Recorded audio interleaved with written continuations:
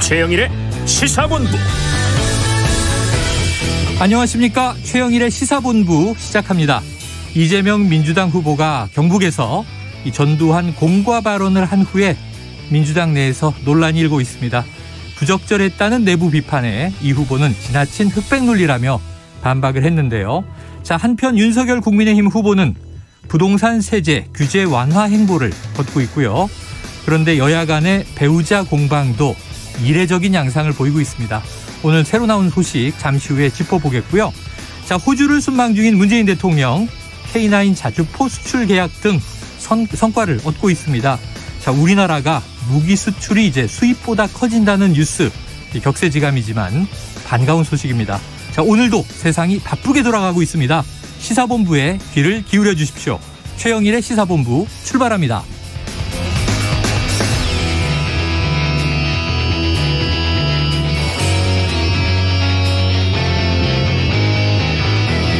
네, 오늘의 핵심 뉴스를 한입에 정리해드리는 한입뉴스 코너 기다리고 있고요. 오늘 2부 10분 인터뷰, 윤석열 후보 배우자 김건희 씨의 허위 이력 기재 수상 부풀리기 의혹과 관련해서 윤석열 일가 비리검증 특위위원장을 맡고 있는 김용민 더불어민주당 의원과 인터뷰 해보겠습니다. 이어서 최평과 불사조 기자단 그리고 IT본부 준비되어 있습니다. 한입에 쏙 들어가는 뉴스와 찰떡궁합인 디저트송 신청 늘 기다리고 있으니까요. 오늘 뉴스에 어울리는 노래가 있으면 문자 샵 9730으로 자유롭게 보내주시기 바랍니다. 오늘의 디저트송으로 선정되신 분께는 별다방 커피 쿠폰 보내드리고 있습니다. 짧은 문자 50원, 긴 문자 100원입니다.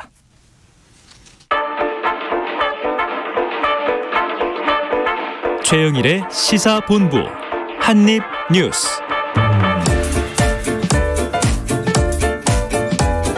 네, 오늘도 뉴스가 굵직굵직하지만 한입에 정리해보겠습니다. 한입뉴스 박정호 오마이뉴스 기자, 오창석 시사평론가 나와 계십니다. 어서 오세요. 네, 안녕하십니까.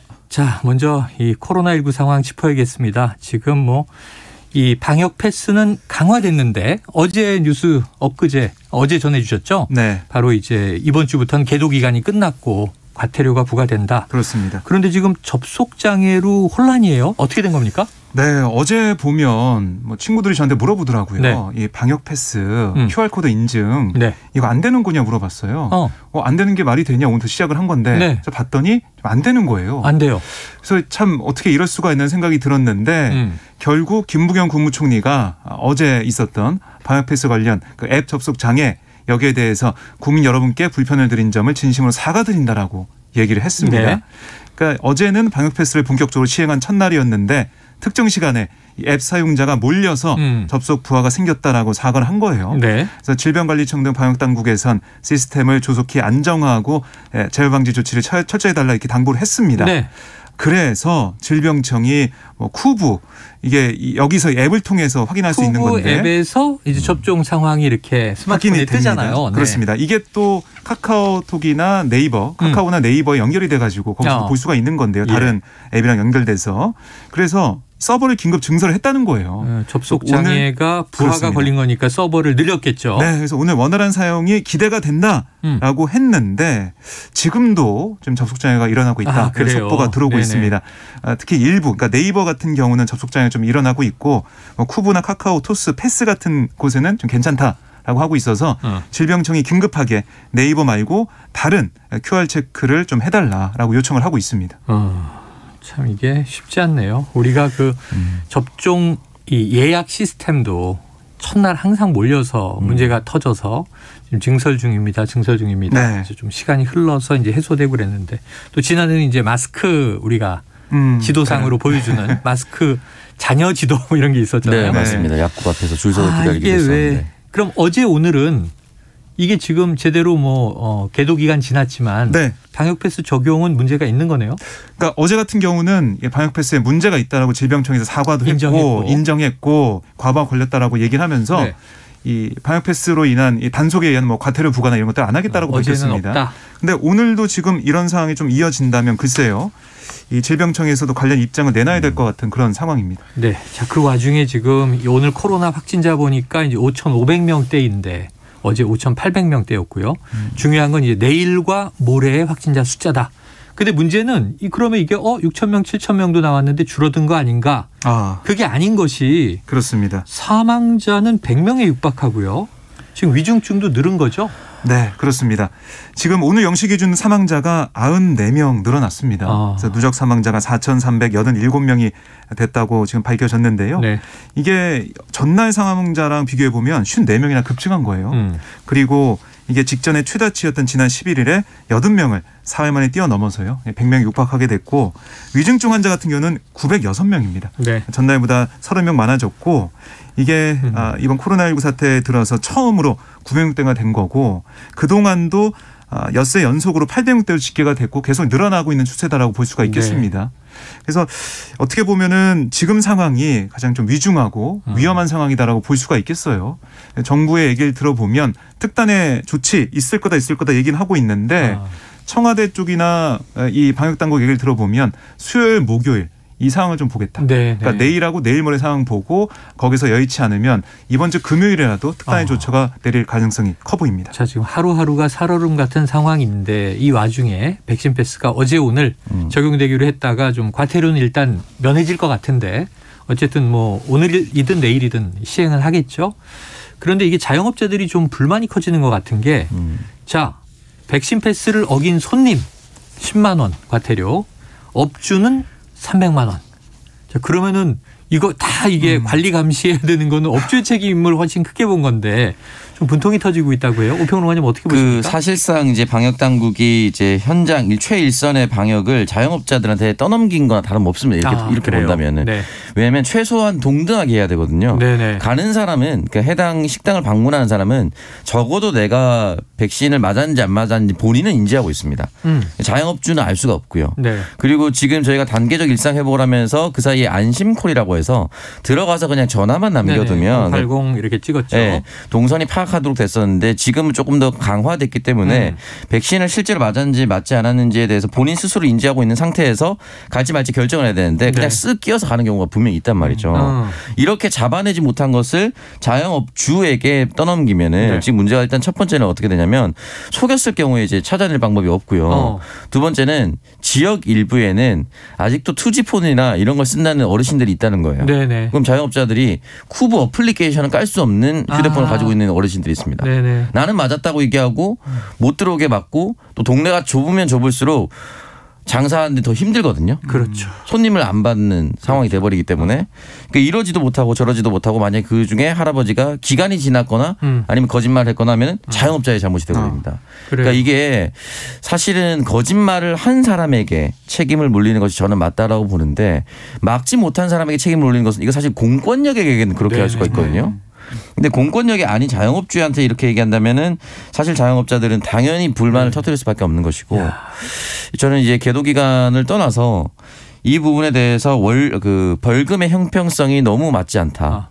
그 얘기는 자영업자들로부터 계속해서 들을 수밖에 없고 김부겸 총리가 지난 주말께 이제 코로나와의 관련된 내용을 전쟁에 비유하면서 썼거든요. 진지를 구축하고 웅축하고 백신도 제대로 돼 있지 않을 때는 바깥으로 나오지 않는 가만히 있는 전략을 폈는데 어느 정도 상대가 파악이 되고 백신이라는 총알과 무기가 생기니까 나가서 적진으로 뛰어들고 있는데 여러 가지 변수가 생겨서 지금까지 다 막아낼 수는 없다라고 얘기한 거는 이해합니다만 반대로 생각해 보면 최악의 상황까지도 열어두는 것이 방역당국의 해야 할 역할입니다. 그러니까 시나리오라고 하죠. 그 부분에 있어서 조금 늦지 않았나. 그러니까 지금 자영업자들이 또 인원 제한이나 시간 제한을 한다고 하면은 바로 손실보상 얘기가 나올 텐데 그렇다면 그 재원 마련은 되어 있는 것인가? 되어 있다면 어떤 업종과 어떤 금액으로 줄 것인가? 되어 있는가? 안 되어 있거든요 지금. 그러니까 자영업자 입장에서는 매번 최선을 다한다 하지만 그런 최악의 상황은 너무 쉽게 예상할 수가 있는데 왜 그런 상황과는 전혀 생각해두지 못했나라고 얘기하면 사실 또 방역당국 할 말이 없습니다. 자. 재택 치료도 늘어나고 있는데 자 청취자 구민정님 방역 패스 안 되니까 사업주들 너무 불편해요. 그리고 왜 사업주가 벌금을 많이 내야 하는 건지 이해가 안 돼요. 이렇게 얘기하셨고요. 또 8238님은요. 오늘도 네이버 방역 패스는 먹통입니다. 답답합니다. 쓰라고 하는데 먹통이고 그다음에 책임은 다 점심시간에 이 조그만 식당 손님들 몰려올 때 생각해 보세요. 김치 깍두기 하나 더 드리기도 지금 일손이 모자란데 맞아요. 이 속이나 안 속이나 접종 완료했나 안 했나까지 점검을 하라니 쉽지 않습니다. 자, 다음 뉴스로 넘어가 보겠습니다. 자, 오늘 이게 좀 시끄러운 얘기가 터졌어요. 이 윤석열 이제 국민의힘 대선 후보의 배우자죠. 김건희 씨 이야기는 여러 가지가 있었습니다만 또 이제 뭐 본부장 의혹 그리고 이제 부인과 장모의 이제 여러 가지 또 혐의도 있었는데 지금 이건 또 다른 얘기입니다. 허위 경력 의혹 여기에 대해서 인터뷰를 했다는 거예요, 박 기자님? 그렇습니다. 이게 YTN 보도인데요. 네. 그러니까 이 YTN이 2007년 수원여자대학교에 김건희 씨가 제출한 교수 초빙 지원서를 확보를 했습니다. 네. 그걸 봤더니 뭐 개명전 이름이 김명신으로 이름이 네네. 돼 있었고 김 씨는 이 지원서로 수원여자대학교 광고영상과에 겸임교수 채용돼서 지난 2007년 3월부터 이듬해 2월까지 근무를 했습니다. 네. 그런데 경력사항을 봤더니 한국게임산업협회 기획팀 기획이사로 재직했다라고 적혀 있었어요. 네. 재직 기간도 지난 2002년 3월부터 3년 동안 그러니까 짧지 않은 기간 있었던 거죠. 그러네요. 있었다고 적은 겁니다. 네. 하지만 한국게임산업협회는 지난 2004년 6월에야 설립이 됐어요. 그러니까 이 시점이 안 맞죠. 2년 차이가 있네요. 그렇습니다. 협회 설립 전에 재직했다. 네. 그래서 한국게임산업협회 측은 일단 이 김 씨의 재직증명서가 협회 설립 이전 날짜로 발급된 경위 이건 확인할 수 없다라는 입장을 내놨고요. 다만 확실한 건 기획팀과 기획이사란 자리는 아예 존재하지 않았다. 이렇게 설명을 했습니다. 그리고 당시 재직증명서를 발행한 것으로 돼 있는 부서장은 김건희 씨를 협회 안에서 본 적이 없다. 이렇게도 얘기를 했어요. 네. 이 부분이 좀 의혹으로 제기가 됐고요. 또 김 씨 지원서에 적힌 수상 경력도 가짜로 보이는 상황이에요. 그러니까 김 씨가 지난 2004년 8월 서울국제 만화 애니메이션 페스티벌에서 대상을 수상했다고 기재를 했습니다. 네네. 그런데 주최 측에 확인한 결과 그러니까 개명전 이름인 김명신 이름으로 응모된 출품작 자체가 없었습니다. 그리고 가짜까지는 아니지만 수상 경력을 부풀린 의혹도 있었는데요. 2004년 대한민국 애니메이션 대상 특별상을 수상했다라고 기재됐는데 해당 경연은 개인이 아닌 출품 업체가 받는 방식이었습니다. 네. 당시 출품업체 대표가 김 씨가 회사 이사로 재직한 건 맞지만 네네. 출품작 제작을 마친 뒤에 들어왔기 때문에 제작 과정에서 김 씨의 역할은 거의 없었다. 이렇게 또 설명을 했어요. 네. 그래서 이 여러 가지 증언을 확보한 다음에 이 매체가 김건희 씨한테 물어봤어요. 물어봐서 어떻게 된 거냐라고 했더니 먼저 이 한국게임산업협회에서 기획이사로 일했다라고 적은 그 경위에 대해서 김건희 씨는 믿거나 말거나 좀 기억이 나지 않는다. 정확한 경위를 확인하고 있다. 이런 말을 네네. 보도상에서는 반복을 했고요. 이러면서 당시 근무 기간을 잘못 기재하는 착오가 있을 수는 있지만 재직 증명서를 위조한 건 아니다. 이렇게 강조했습니다. 네. 그러니까 게임산업협회와 같은 건물에 있으면서 협회 관계자들과 친하게 지냈고 이들을 자신이 이제 몸담았던 학교 특강에 부르기도 했다. 이런 말로 좀 답변을 대신한 모습이었고요. 네. 다만 협회에서 월급은 받지 않았다. 이렇게 설명을 했습니다. 그다음에 두 번째 이 수상 경력 관련해서는 뭐라고 했냐면 네. 이 세 건 가운데 특히 이제 2004년 서울국제 만화 애니메이션 페스티벌 대상 경력에 대해서는 네. 이건 좀 돋보이려고 한 욕심이었다. 그것도 죄라면 죄다라고 가짜 수상 경력을 좀 인정하는 모습을 보였습니다. 네.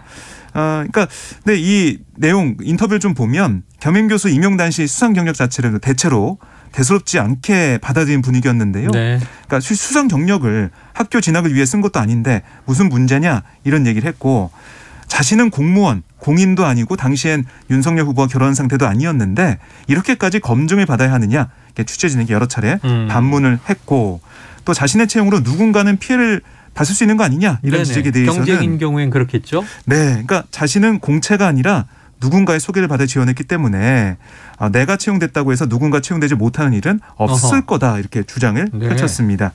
뭐 어쨌든 계속해서 인터뷰 내내 내 경력은 그냥 간단하게 쓴 것이라는 점을 여러 번 강조를 하면서 대수롭지 않는 그런 모습을 계속 보이는 모습이었습니다. 네네. 그러니까 이제 뭐 허위는 일부 인정을 하면서도 그게 대수롭지 않다. 돋보이려고 한 욕심이었다. 네. 죄라면 죄지만 사실은 누군가 피해를 본 것은 아니다. 이런 입장들인데. 자, 일단은 배우자고요. 혹시 뭐 윤석열 후보 입장도 나왔습니까? 네. 윤석열 후보가 입장을 내긴 했었는데요. 네네. 지금 토론에 나왔었는데 오늘 관훈 토론을 한 거죠? 예. 네네. 그래서 이게 뭐 대부분 허위이긴 하나 또 완전히 또 다 틀린 내용은 아니다라고 애매모호하게 허위이긴 하나 다 틀린 내용은 아니다. 네, 그러니까 애매모호하게 답변을 했기 때문에 이 부분에 대해서는 완벽하게 흔히 말하는 실드를 하고 있는 상황이 아니고요. 할 수 없는 것이 이미 논파가 너무 많이 당하고 있습니다. 네, 그럼 이야기 나온 김에 오늘 관훈 토론에서 윤석열 후보가 한 이야기를 직접 듣고 와서 이야기 이어가겠습니다. 그러니까 YTN의 그 기사는 그 부분적으로는 모르겠습니다만은 전체적으로 허위 경력은 아니고 그리고 그 수상이라고 하는 것이 완전히 날조된 것이 아니라 자기가 그 회사의 운영과 부사장으로서 회사의 운영과 작품의 출품 그 아마 그 회사가 제자들하고 같이 했던 거로 기억이 되는데요. 그렇게 제가 들었는데요. 그렇기 때문에 그 부분을 충분히 설명을 했는데도 막 이런 식으로 보도가 난 거에 대해서는 아마 좀 어느 정도는 제 처가 그 기자와의 대화에서 아마 그 결혼하기도 전에 오래된 일까지 이렇게 뒤지느냐 하는 차원에서 좀 억울함을 얘기를 했을 수는 있겠습니다만은 그게 부적절한 거로 저는 보여지고 다만 YTN 보도처럼 그것이 허위는 아니라는 것입니다. 허위는 아니다. 하지만 부적절하다라는 또 이제 인정도 일부 했네요. 네, 그러니까 재직증명서가 있다고 하면서 그건 허위가 아니다 이런 얘기를 한 거고요. 그다음에 이제 억울한 부분을 좀 강조했다 이렇게 얘기를 했는데 글쎄요 이 부분에 대해서는 국민들의 판단이 아마 좀 있을 거라 생각을 해요. 서로 이제 주장과 입장은 좀 엇갈린 상황. 이렇게 되면 이제 또 진위 공방이 벌어지는 건데 그 재직증명서는 이제 실체가 있는 것인가? 과거에 또 표창장 논란 이런 게 있었지 않습니까? 또 사문서 위조가 지금 최강욱 대표도 유죄가 되고 그랬잖아요. 인턴 확인서 이런 거. 맞습니다. 근데 그런 것도 입시에 중요한 요소지만 이건 또 이제 뭔가 직업을 얻는데 채용, 취업에 또 중요한 부분이란 말이에요. 어떻게 보세요? 근데 아까 게임산업협회가 존재하지 않았다는 시기잖아요. 근데 어떻게 발행을 할 수 있을까? 지금 좀 냉정히 말씀드리면 윤석열 캠프에서 부인 김건희 씨에 대한 메시지 정리가 일단 하나도 안 되는 것 같습니다. 왜냐하면 내놓았던 해명과 내놓았던 말들이 하나하나 모두 논파당할 수밖에 없는 것이고 첫 번째 먼저 말씀드릴 게 산업협회에서 얘기했던 게 있는데 이게 2002년부터 게임산업협회의 전신인 게임산업연합회가 있었습니다. 전신이 있었군요. 네, 전신이 연합회가 있었는데 이 당시에 사무국장으로 재직한 사람이 이제 글을 썼는데 이때는 산업연합회 때는 직원이 5명 미만 최대 4명밖에 되지 않았다고 합니다. 그러니까 2002년부터 만약에 했다면 4명밖에 되지 않았던 작은 회이기 때문에 작은 곳이었기 때문에 4명 중 1명이었다고 치면 무조건 나머지 3명 알 수밖에 없는 상황이겠죠. 저희도 지금 3명밖에 안 되는데. 그렇기 때문에 만약에 그 당시 협회가 아닌 산업연합회에서 있었다면 누군가 반드시 같이 근무했다라고 증언할 사람이 1명 나와야 됩니다. 왜냐하면 3명만 찾으면 되는 거예요. 근데 아니었고요. 2004년부터 게임산업협회가 설립되면서 같이 일을 한 것이냐. 이때 역시도 초창기에는 10명 미만이었다고 합니다. 자, 이게 지금 오늘 좀 뜨거워지고 있는 뉴스인데 그럼 박 기자님 혹시 이준석 대표도 관련 발언을 했습니까? 네, 오늘 이 보도에 대해서 입장을 좀 내놨는데 뭐라고 했냐면 이거는 윤석열 후보가 결혼하기 한참 전에 있었던 일이다. 결혼 한참 전의 일이다. 네, 그래서 이걸 좀 감안해서 보면 될 거다 이렇게 얘기를 했는데요.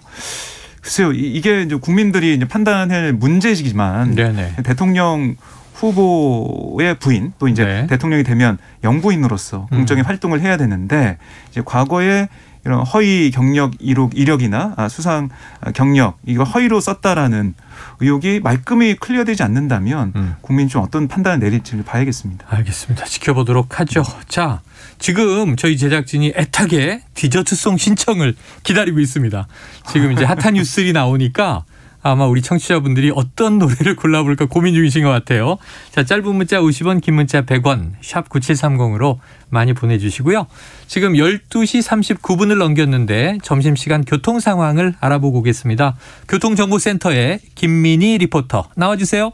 네, 점심시간에 접어들면서 정체는 서서히 풀려가고 있습니다. 경부고속도로 서울 방면으로 오산 부근에서는 사고가 있었던 만큼 남사부터 정체 남아있고요. 이후로는 양재부터 반포 사이로 지나는 차량들이 꾸준히 많습니다. 반대 부산 쪽으로도 잠원부터 서초 사이와 또 기흥동탄에서 오산 사이로 정체고요. 이후 옥천 휴게소에서 옥천 1터널 사이로는 작업 여파받아 차량들 서행합니다. 영동고속도로 강릉 쪽으로 신갈분기점 일대로도 작업 여파받아 부근으로 정체 시작됐고요. 중부고속도로 남이 쪽으로는 호법분기점에서 모가 사이와 또 남이천 부근에서 지나는 차량들이 많습니다. 그 밖에 서울시내 내부순환로 성수분기점 쪽으로 정릉램프와 기름램프 사이에서는 1차로를 막고 작업을 하고 있는데요. 뒤로 홍제램프부터 차량들 더디게 지납니다. KBS 교통정보센터였습니다.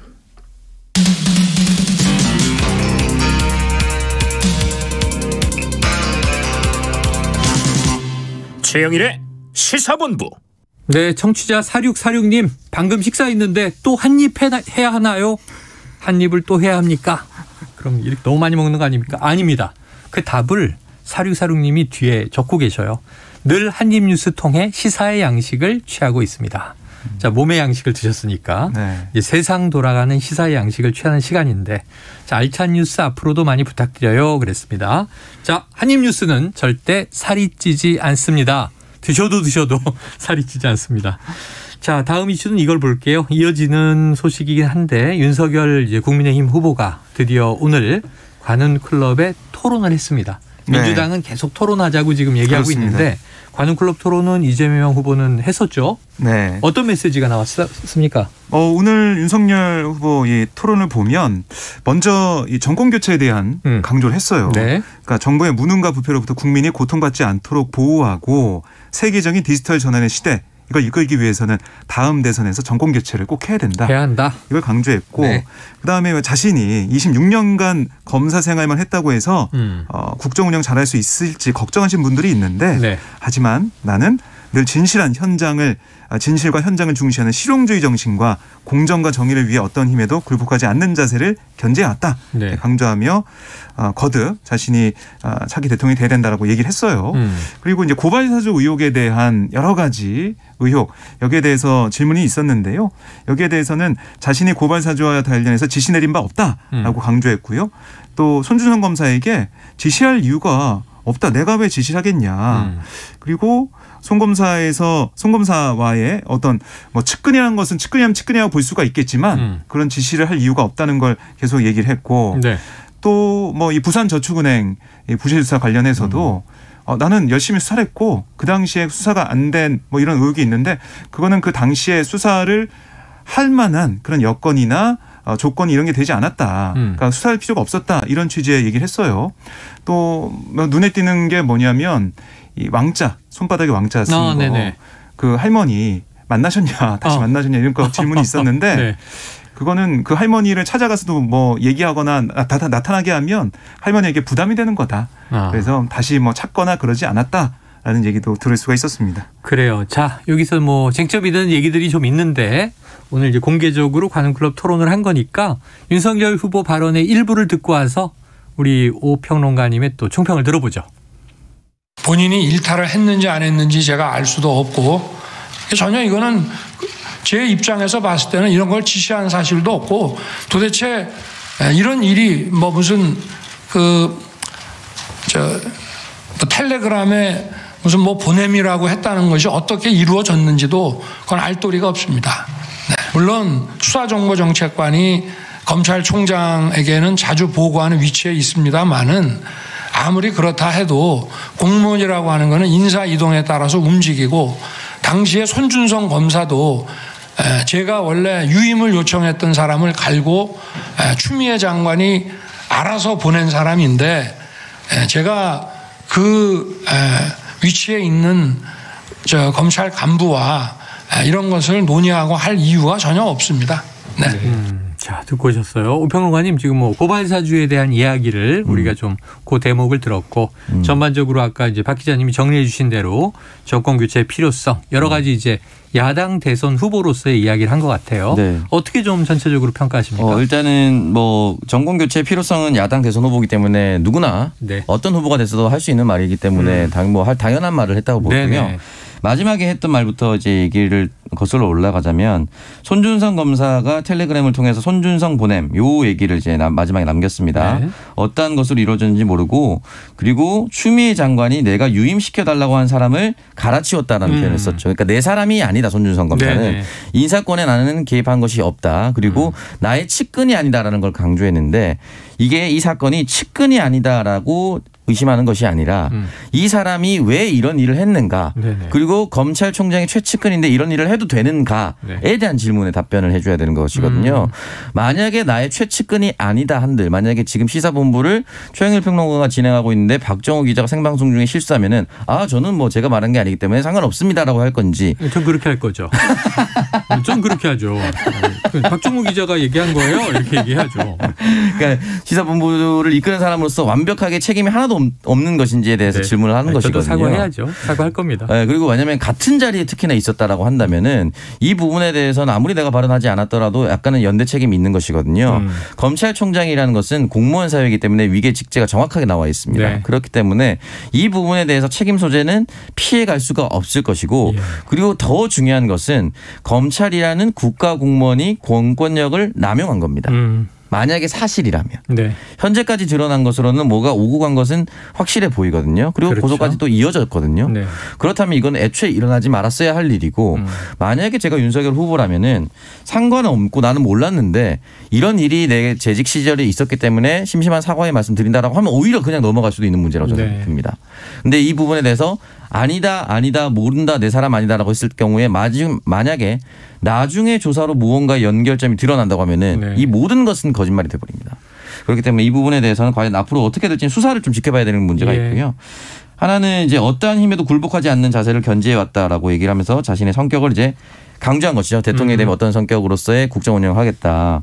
근데 대통령은 대한민국에서 가장 큰 힘이기 때문에 앞으로 어떤 힘에 굴복할 일은 없을 건데 외교 관계에서 미국과 중국의 외교 문제가 터지면 어떻게 굴복하지 않고 어떻게 그냥 우리 하고 싶은 대로 얘기하면은 중국의 무역 보호복이나 미국의 무역 보호복이 혹시 있으면 일본의 무역 보호복이 있으면 어떻게 할 것인가에 대한 문제는 너무 유연하지 못한 표현이었다. 아마 이 부분은 앞으로 수정되지 가지 않을까라는 생각이 듭니다. 네네. 외교적인 문제 이런 거 조금 민감한 사안이 있으니까요. 자, 그래요. 한번 또 넘어가서 다음 이슈 보겠습니다. 이번엔 여당 후보 이재명 후보. 지금 이제 여러 가지 굉장히 이제 지방 순회 많이 하면서 연설도 많이 하고 또 메시지를 연일 많이 내고 있어요. 윤석열 후보에 비하면 공약이거나 공약 비슷하게 여겨지는 메시지가 굉장히 많이 나왔는데 이 중에서 이제 뭐 전두환 그 공과 논란 발언도 당내에서 조금 이제 찬반 여론이 있더군요. 그런데 이번에는 다주택 양도세를 유예해야 한다. 그러니까 미뤄야 한다.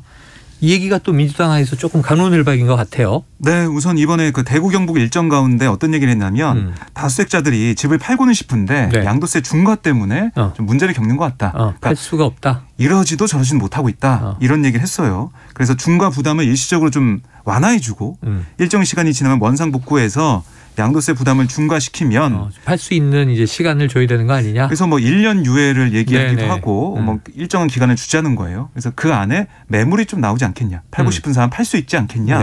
이런 얘기를 한 겁니다.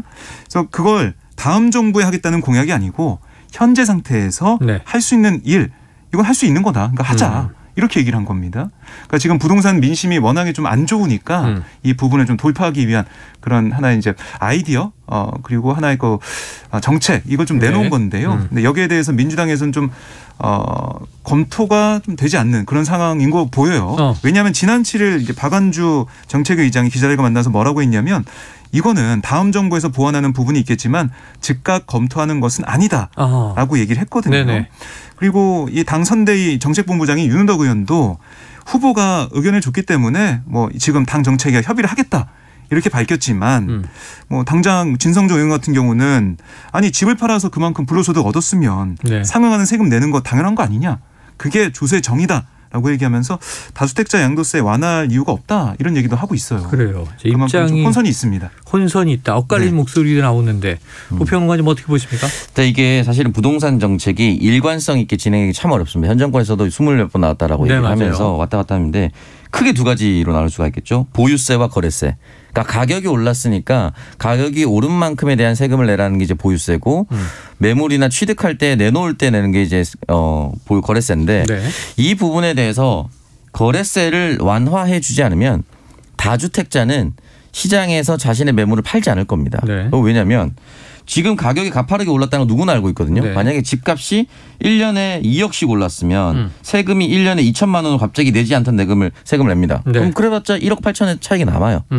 그러면 지금 부동산은 공급이 지금 꽉 막혀 있는 상황이고 어느 순간 한정판이 되다 보니까 들어가고 싶어하는 사람은 많고 매물은 없다 보니까 가격이 급등한 거거든요. 그럼 이런 상황에서 가지고 있는 사람이 어느 정도는 내주도록 하는 것이 이제 거래세 완화에 대한 이재명 후보의 취지인데 세금 돈 많이 벌었으니까 세금 많이 내야 된다. 거래세도 많이 내야 된다라고 하면은 지금 당장 공급이 될 수 있는 것. 그러니까 거래를 조금이라도 활성화할 수 있는 숨통 트인 것도 아무것도 안 될 겁니다. 그러니까 아직도 민주당 내에서는 종래 부동산에 대한 인식과 그리고 좀 변화돼야 할 부동산 인식이 부딪히고 있는 것이다. 라는 생각이 들 수가 있습니다. 어쩌면은 정권 심판론이나 또는 문재인 정부에 대한 이제 좀 반발 심리 이런 것의 상당 부분이 이제 부동산 이슈에서 터져나오기 시작했죠. LH 때 봤고 이제 그게 또 이제 4.7 서울시장 재보선 때도 실현되기도 했고. 자, 윤호중 원내대표는 이 중과 유예안에 대해서 지난해 5월 말까지 유예해줬는데 효과가 없었다는 검토 의견이 있다. 요건 좀 이제 이 후보의 제안에 대해서 부정적인 의미로 받아들여지네요. 자, 시간 1분 남았는데 박 기자님. 이게 크게 회자되진 않은 이슈인데 이 권성동 사무총장이죠? 네. 지금 술자리 발언 논란이 있는데 여기에 대해서 지금 악의적인 공작이다 이런 입장을 얘기하고 있어서 어떤 사안인지 한번 정리해 주시죠. 예, 그러니까 유튜브 매체 열린공감TV가 보도한 내용인데 지난 10일 강릉에서 권성동 사무총장이 기자들과 술자리를 했어요. 윤 후보가 강릉 방문 중 그때입니까? 그렇습니다. 네, 그때 했는데 권 의원이 옆에서 술을 마시던 손님 부부의 아내에게 신체 접촉을 하면서 이쁘다라고 말을 하면서 그 여성에게 강릉에 이렇게 예쁜 여자가 있느냐 이렇게 했다라고 보도를 한 겁니다. 그 외에 다른 말도 했다는 보도도 나오고 있는데 어쨌든 이 부부가 현장에서 경찰에 성추행 혐의로 이 권 사무총장을 신고를 했고 현장에 경찰이 출동해서 피해자에게 처벌 의사가 있는지 물어봤다라는 게 알려진 바예요. 여기에 대해서 이 권 사무총장은 뭐라고 했냐면 아니 술집에서 팬이라는 남성이 자기 부인하고 소개하기에 제가 미인이라고 칭찬하며 결혼을 잘했다. 이런 취지의 말을 한 게 전부라는 겁니다. 그래서 그 부부도 헤어지면서 제게 고맙다는 말을 했다. 그래서 열린공감TV에서 말하듯 성희롱이나 신체 접종이 있었다라는 것은 전혀 사실 무근이다라고 주장을 했습니다. 그러면서 강력한 법적 조치를 취하겠다라고 밝혔는데요. 어쨌든 이 부분은 경찰서 112 상황실 쪽의 얘기를 들어보면 통화에서 출동한 사실은 있다라는 게 알려진 거 사실로 확인되고 있는데요. 신고는 들어와서 경찰은 출동했다. 거기에 대해서도 권 사무총장은 제가 자리를 뜨기 전까지 경찰이 온 적은 없었고 이후 연락받은 바도 없다. 이후 술자리에서 다른 무슨 일이 있었는지 경찰 출동이 뭐 때문이었는지에 대해서는 아는 바가 전혀 없다. 이렇게 주장을 했습니다. 경찰 출동에 대해서 아는 바가 없다. 이거는 이제 팩트체크가 곧 되는 거 아닙니까? 이 정도면? 아마 이 어떤 내용의 신고였고 또 어떤 일이 있었는지는 아마 서서히 밝혀질 것 같습니다. 그리고 그 자리에 객관적인 자료를 통해서 기자들도 있었다고 하는데 어쨌든 이게 어떻게 나올지 봐야겠습니다. 지금 이 매체 쪽의 주장과 권성동 이제 사무총장의 부정 이건 완전히 정반대입니다. 한번 2부에 또 요 내용 다뤄보도록 하죠. 자, 5902님의 디저트송 오늘 뉴스 정말 뜨겁네요. 원더걸스의 So Hot. 자, 바깥 날씨는 춥지만 지금 웃으신 거예요? 고평론가님? 아니요, So Hot 맞는 것 같습니다. 맞죠? 우리 청취자님의 선곡은 틀리질 않아요. 자, 오늘 두 분 얘기 여기까지 전하겠습니다. 고맙습니다. 감사합니다. 예, So Hot 듣고 2부로 돌아옵니다.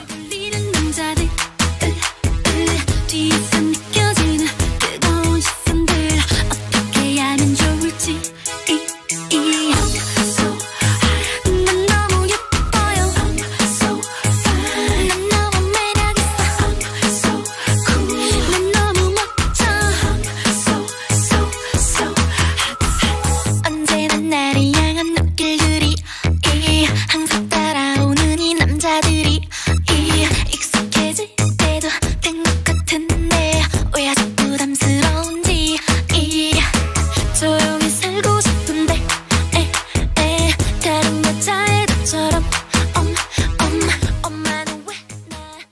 안녕하세요. 환경부 장관 한정혜입니다.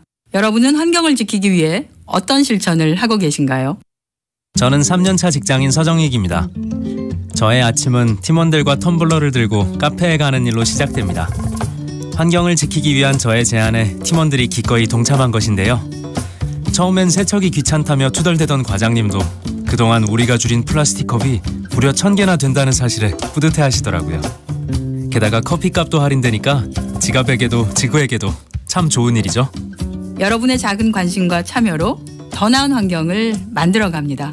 이 캠페인은 환경부와 함께합니다.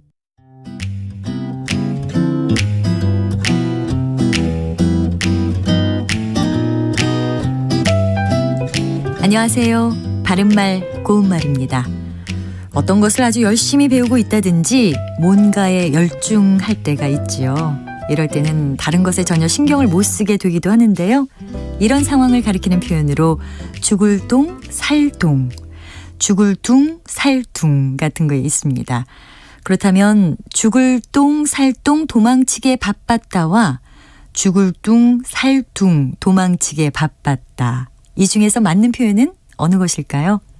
이때는 죽을 둥, 살 둥이 맞는 표현입니다. 이 말은 관용 표현으로 돼 있기도 한데요. 한 가지 일에만 마음을 빼앗겨 다른 일은 돌아보지 않고 마구 덤비는 모양을 비유적으로 이르는 말입니다. 여기서 둥이란 말은 뭐뭐 하는 둥 마는 둥, 뭐뭐 할 둥 말 둥 이런 구성으로 쓰여서 무슨 일을 하는 듯도 하고 하지 않는 듯도 함 또는 무슨 일을 할 듯도 하고 하지 않을 듯도 함의 뜻을 나타내는 의존 명사입니다. 예를 들어서 나는 청소를 하는 둥 마는 둥 하고 집을 나섰다. 그는 무슨 말을 할 둥 말 둥 하면서 망설이고 있다. 이렇게 말할 수 있습니다. 참고로 의존명사 둥은 기본적으로 이렇다거니 저렇다거니 하며 말이 많음을 나타내는 말입니다. 그는 방이 춥다는 둥, 건조하다는 둥, 불만이 많았다라든지 이것을 하라는 둥, 저것을 하라는 둥, 말이 많다 이렇게 쓸 수 있습니다. 바른말 고운말 아나운서 변희영이었습니다.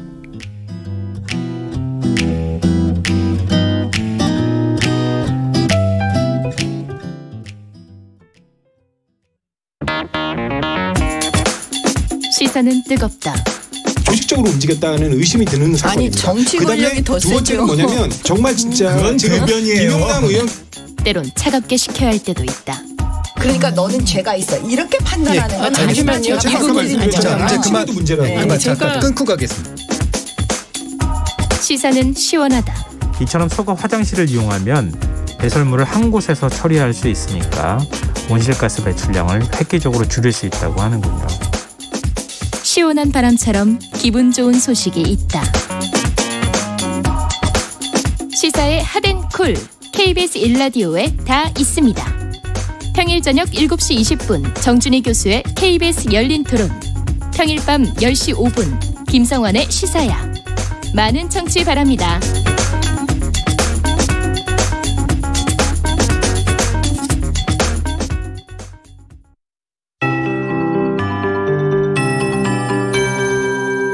KBS 58분 날씨.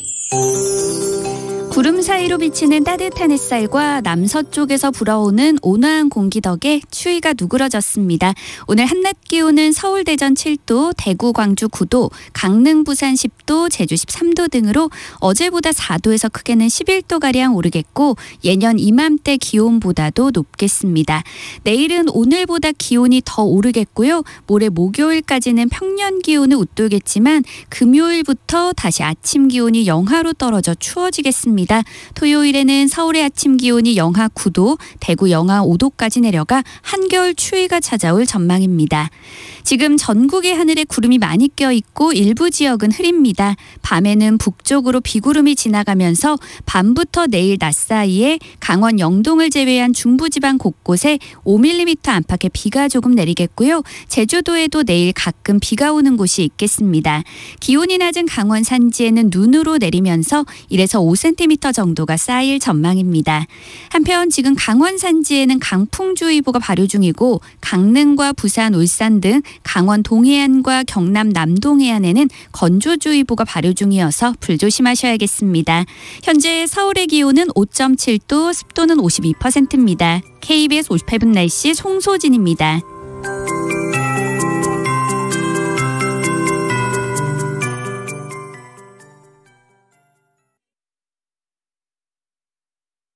정성을 다하는 국민의 방송 KBS가 한시를 알려드립니다. AM 711kHz, FM 97.3MHz, KBS 1라디오입니다. HLKA.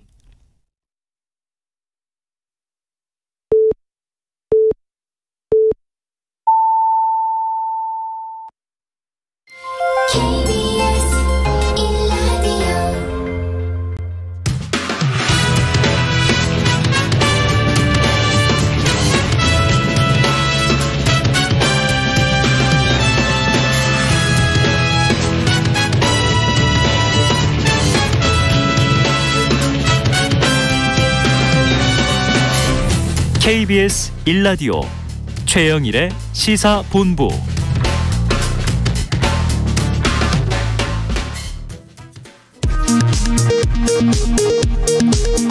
이 시각 라디오 정보센터 뉴스입니다.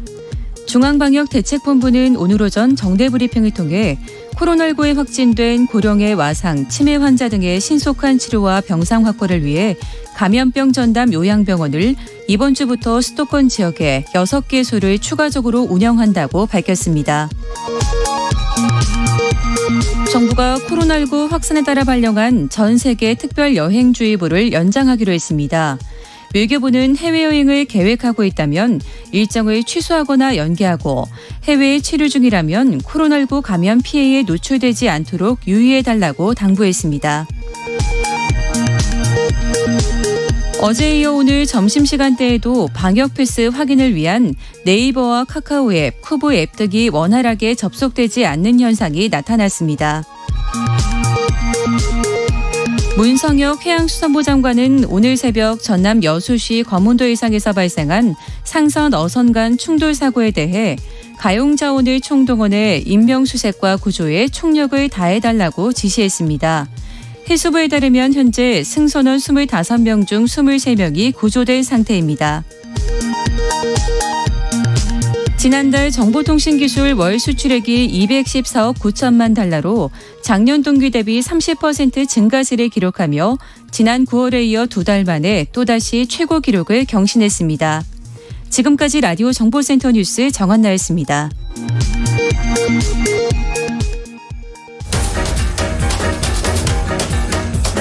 최영일의 시사본부 10분 인터뷰. 네, 이슈의 핵심을 짚어드리는 10분 인터뷰 시간입니다. 윤석열 국민의힘 대선 후보의 배우자죠. 김건희 씨가 이 교수 지원서에 이력과 수상 경력을 허위로 기재했다는 정황이 나왔습니다. 윤 후보 일가의 비리검증 특위위원장을 맡고 있는 더불어민주당 김용민 의원을 전화 연결해서 관련 이슈를 짚어보겠습니다. 자, 김 의원님 안녕하십니까? 네, 안녕하세요. 김용민입니다. 네, 자, 김용민 의원님, 이 윤석열 후보 일가 비리검증 특위위원장으로 활동하고 계신데요. 자, 오늘 YTN 보도가 하나 나와서 바로 여쭤보겠습니다. 네. 이 김건희 씨의 과거 교수 임용 지원서, 허위 경력과 가짜 수상 기록 정황 어떻게 보고 계세요? 네, 사실 그거 자체로 뭐 중대한 범죄입니다. 그 중대한 범죄인데 거기에 대해서 답변하거나 대응하는 모습이 전혀 반성하거나 미안해하는 태도가 아니라서 상당히 놀랐습니다. 반성과 어떤 미안함이 없다. 네. 네, 제기된 의혹을 좀 하나씩 짚어보겠습니다. 네. 한국게임산업협회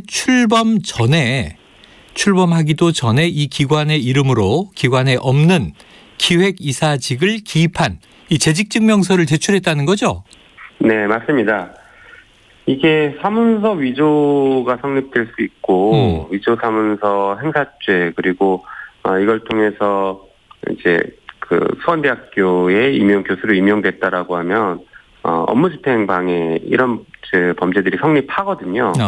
사실 중대한 범죄이고 아시다시피 비슷한 혐의로 조국 장관의 그 부인인 정경심 교수에 징역 4년이 지금 선고가 있습니다. 그것은 표창장 위조 혐의 하나가 이제 핵심이었는데 그것으로 징역 4년이 선고될 정도로 원래는 이렇게 중대한 범죄라고 크게 그 과거에 보지는 않았던 범죄인데 갑자기 큰 범죄인 것처럼 지금 만들어졌죠. 김건희 씨의 남편인 윤석열 후보가 이걸 큰 범죄로 만들어버렸죠. 네네. 과거에는 그렇게 중요하지 않은 범죄였지만 하필 또 이 윤석열 검찰총장 시절에 사문서 위조가 큰 범죄가 됐다. 형사처벌이 크게 높지 않았다라는 의미지 네네네. 나쁜 범죄가 아니라는 의미는 아닙니다. 그렇죠. 네. 그런데 이게 또 있습니다. 서울국제만화 애니메이션 페스티벌에 이 대상을 수상했다 이렇게 기재를 했는데 출품작 제작을 마친 뒤에야 참여했기 때문에 역할은 거의 없었다. 이런 증언이 나온 건데요. 이 이력과 수상 이력 부풀리기 정황. 그러면 이제 김 의원님 어떻게 이걸 좀 말씀 주시겠어요? 예, 이거 역시 다 이제 범죄가 성립할 수 있는 것들인데 이게 안타깝게도 공소시효가 지난 사실들이에요. 그래서 처벌하기 어려운 상태이다 보니까 김건희 씨가 그 뭐 부풀린 거나 뭐 허위했던 것은 맞다라는 취지로 인정은 해요. 네네. 네, 그런데 그게 돋보이기 위해서 했다. 이런 정말 말도 안 되는 지금 답변을 한 것으로가 됐거든요. 이것은 범죄를 저지르는 사람이 너무 뻔뻔한 태도를 보이면서 이 관련해서 본인 때문에 경쟁에서 탈락한 사람이 있을 수도 있고 본인 때문에 피해를 본 사람이 있을 수도 있는데 전혀 미안함 없이 이렇게 적반하장으로 나오는 것은 또 하나의 법꾸라지의 모습이 아닐까. 남편이 검사였던 사람으로서 검찰의 가족도 역시 검사들처럼 법꾸라지의 모습을 보이는 게 아닐까라는 대단히 큰 실망감을 안겨주는 바람입니다. 네네. 자, 수상 이력 논란에 대해서 말씀하신 대로 돋보이기 위한 욕심이었다. 일견 인정을 했습니다. 다만 자신은 공인이 아니며 윤석열 후보와 결혼 전에 있었던 일로 이렇게까지 검증을 받아야 하느냐 이런 반문을 했는데요. 자, 결혼 전에 일어난 일이고 그럼 윤석열 후보는 어디까지 책임져야 한다고 보세요? 말씀하신 것처럼 뭐 법적인 책임에 대해서 윤석열 후보가 뭐 봐주기 수사를 했다거나 그런 부분은 없었을 거니까. 네, 법적인 책임이 바로 있다고 보기는 어렵겠죠. 그러나 지금 대통령 후보로 나온 사람이기 때문에 이게 문제가 되고 검증이 필요한 것입니다. 대통령 후보가 당선이 될 경우에는 부인은 영부인으로서 관련 예산이 지원되고 공무원들이 수행을 하면서 공적인 업무를 담당하게 되거든요. 그런 사람에 대한 검증은 어떻게 보면 우리가 투표를 제대로 하기 위해서 너무나 당연한 것입니다. 투표권을 제대로 행사하기 위한 확장하고 제대로 행사하기 위한 당연한 검증 절차이고 김건희 씨는 그 검증을 받아야 될 의무가 있는 사람입니다. 언론은 질문을 해야 되는 의무가 있는 것이고 그렇기 때문에 자기가 공무원이기 전의 일이다라고 얘기를 하면서 회피할 문제가 아니라 법적인 잘못이 있거나 아니면 적어도 국민 감정 국민의 정서, 상식에 반하는 어떤 문제점들이 있었다라고 하면 일단 사과부터 하고 국민의 눈높이에 맞는 행동들, 재발하지 않기 위해서 어떤 대책을 마련할지 이런 것들에 대한 논의를 하는 게 맞는데 그렇지 않고 너무나 뻔뻔하게도 공무원도 아니었고 결혼 전이었다라는 것으로 범죄를 묻어두고 가자 이렇게 얘기하는 것은 잘못됐습니다. 자, 지금 말씀하신 것과 이제 연결된 논란인데요. 자신이 채용됐다고 해서 다른 이가 채용되지 못하는 일은 없었을 것이다. 그렇다면 왜 돋보일 필요가 있을까 하는 생각이 드는 대목인데 이 해명은 어떻게 보십니까? 네, 뭐 업무방해라는 것이요. 그 업무를 방해할 위험성이 있으면 성립되는 범죄입니다. 실제로 그 업무를 방해했는지 안 했는지와 상관없이 위험성이 있으면 성립되는 범죄라서 그 해명은 부적절한 해명이고요. 또 하나는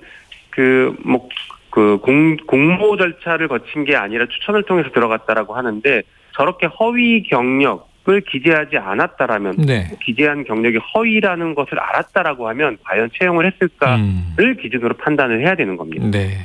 그렇기 때문에 공모가 아니었기 때문에 허위를 기재도 된다라는 것은 정말 말이 안 되는 변명입니다. 네, 변명이다. 사과가 필요하다. 이렇게 얘기해 주셨습니다. 자, 이게 좀 이제 이 핫 이슈로 터져 나온 뉴스라 집중적으로 여쭤봤고요. 그 외에도 저 윤석열 후보의 이제 처가 리스크가 계속 있지 않습니까? 예, 윤석열 국민의힘 대선 후보의 처가가 개발 특혜 의혹이 불거진 곳 말고 또 다른 양평 땅에서 이상한 거래를 벌였다. 이런 의혹이 있는데 자, 민주당 TF는 어디까지 파악하고 계세요? 네, 저희가 지금 확인하고 있는 것은 뭐 여러 가지 의혹이 있는데 지금 저희가 최근에 고발을 했습니다. 고발했던 사실은 그 강제집행 면탈죄 부분을 고발을 했는데요. 네, 그 최은순 씨, 그러니까 윤석열 후보의 장모인 최은순 씨가 그 국민건강보험공단으로부터 압류를 당하게 될 위험에 처하자 자신의 알짜배기 땅을 강제집행을 면탈하기 위해서 손자에게 증여했다라는 부분이 문제가 돼서 저희가 고발을 해놓은 상태이고요. 또 하나는 그 개발이익 분담금을 원래 납부를 해야 되는데 이 사건에서는 공공지구 개발에서는 특이하게도 개발이익이 점점 줄어들어서 마이너스 개발이익이 산정이 되는 방식으로 흘러갑니다. 예, 그래서 이 부분에 대해서 문제가 있다. 관련 공무원의 비리가 있거나 최은순 씨가 허위의 어떤 증명을 했던 것 아닐까라는 의혹을 가지고 좀 강하게 고발하면서 이제 문제 제기를 하고 있는 상태입니다. 네, 이게 말씀하신 대로 부동산 개발이라고 하는 것이 이제 뭐 업체가 임의로 할 수는 없죠. 지자체 등 이제 규제를 하는 기관들이 까다로운데 당시 양평군이 이 개발 부담금을 걷지 않았고 수년이 지나서 논란이 일어나자 1억 8천만 원을 걷었다는 건데요. 이 양평군 특혜 의혹이 처음 있는 일이 아니고 그때마다 착오다 하는 해명이 이어졌는데 그런데 이제 당시 양평군수였던 김선교 국민의힘 의원이 지금 윤석열 후보 선대위에 있지 않습니까? 맞습니다. 예, 그럼 이 의혹의 실체를 좀 밝히기 위해서 어떤 절차, 어떤 과정이 필요하다고 보십니까? 네, 당시 김선교 군수가 이런 특혜를 주었을 가능성이 매우 높다라는 의혹이 있고요. 그리고 당시 김선교 군수는 선거법 위반 논란 때문에 검찰의 수사를 받거나 재판을 받는 상황들이 있었습니다. 네. 예, 그런데 그 무렵에 윤석열 후보가 양평군을 관할하는 여주지청장으로 근무했던 기간이 일부 겹치는 기간이 존재합니다. 네. 그래서 그 전후로 둘 사이에 어떤 모종의 관계나 봐주기를 하고 장모에게 그 특혜를 주는 이런 관계들이 형성된 것이 아닐까라는 의심이 매우 강하게 제기됩니다. 실제로 윤석열 당시 여주지청장과 김선교 군수는 나이가 동년이고 친하게 지냈다, 친구처럼 지냈다, 그리고 함께 식사를 하거나 술자리를 가졌다라는 그런 주변의 이야기들이 들리고 있습니다. 네. 그래서 이런 정황들을 보면 이미 그 당시 굉장히 가까운 사이였기 때문에 봐주기 수사를 한 것 아니냐, 혹은 뭔가 입건조차 안 하는 이런 거래를 하면서 특혜를 준 것 아니냐라는 의혹인데 이 의혹에 대한 철저한 수사가 필요하다고 생각합니다. 이 의혹은 수사가 필요하다. 각별한 관계였다. 자, 아까 이제 말씀하신 것의 연장선이죠. 이 장모 최은순 씨 5개의 양평 땅을 차명 관리했다. 그런데 이게 이제 부동산 실명법 위반에 해당하지 않느냐는 의혹이 제기됐는데 이것도 좀 중요한 사안으로 보십니까? 네, 맞습니다. 부동산 실명법 위반이라고 하는데 쉽게 말하면 명의신탁을 한 것 아니냐라는 것입니다. 현재 명의신탁은 처벌되는 그런 위법한 행위인데요. 네. 네, 이 지금 그 양평의 병산리의 땅 5필지 정도가 있는데 이 땅에 대해서 최은순 씨가 가등기를 합니다. 다른 사람에게 처분하지 못하게 가등기를 해놓은 상태에서 이 땅을 가지고, 그러니까 자기 땅이 아닌데요, 현재는 이 땅을 가지고 담보 대출을 받습니다. 25억 정도 대출을 받습니다. 네. 이게 매우 수상하다는 거죠. 보통은 자기 땅을 담보로 제공하고 돈을 빌리는데 남의 땅인데 거기다가 가등기를 해서 팔지 못하게 묶어놓은 상태에서 대출을 받았다라고 하면 이건 자기 땅을 명의만 다른 사람을 해놓은 것 아니냐라고 의심할 여지가 굉장히 높은 상황입니다. 알겠습니다. 자, 국민의힘 측에서는 말씀하신 이런 내용들에 대해서 허위 사실이 명백하다, 상응하는 조치를 검토하겠다 이렇게 얘기를 했어요. 좀 정면 충돌로 가는 양상인데 그럼 민주당 TF에서는 지금 어떻게 대응하실 계획입니까?